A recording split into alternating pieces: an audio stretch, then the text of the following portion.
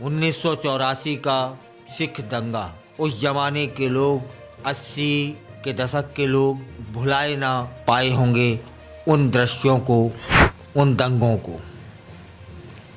इसी तारतम्य में एक फैसला आया है।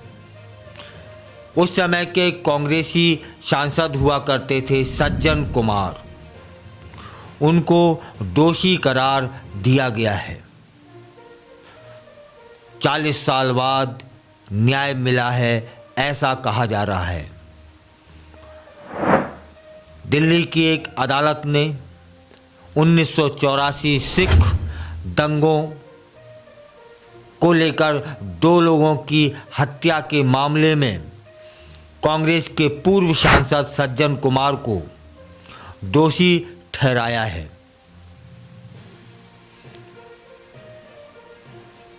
दिल्ली में एक इलाका है सरस्वती विहार में वह घटना हुई थी। इसके बाद 40 साल बाद पीड़ितों को न्याय मिला है। सज्जन कुमार दोषी करार दिए गए हैं। सिख समुदाय में खुशी है। तब फिर पूरे मामले को समझ लेते हैं कि माननीय न्यायालय ने 1984 सिख दंगा का प्रकरण चल रहा था। 2 लोगों की हत्या का मामला था और सज्जन कुमार दोषी करार दिए गए हैं। आपको बता दें कि सरस्वती विहार क्षेत्र में 2 लोगों की हत्या हुई थी 1984 और उस मामले में सज्जन कुमार को दोषी करार दे दिया गया है। और यह जो मामला था वह पिता और पुत्र की हत्या से जुड़ा हुआ था। 1 नवंबर 1984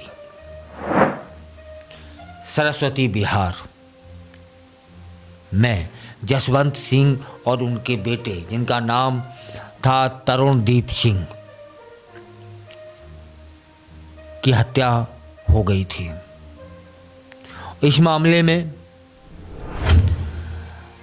वकील द्वारा दलील दी जाती है कि सज्जन कुमार का नाम शुरू से नहीं था। यह भी कहा गया कि विदेशी भूमि का कानून लागू नहीं होता और सज्जन कुमार का नाम लेने वाले गवाह में 16 साल की देरी हुई है। यह भी कहा गया कि सज्जन कुमार को दिल्ली उच्च न्यायालय द्वारा दोषी ठहराए जाने के मामले की अपील माननीय सुप्रीम कोर्ट में लंबित है और पीड़ितों की ओर से जो अधिवक्ता थे उनका नाम था HS फुल्का।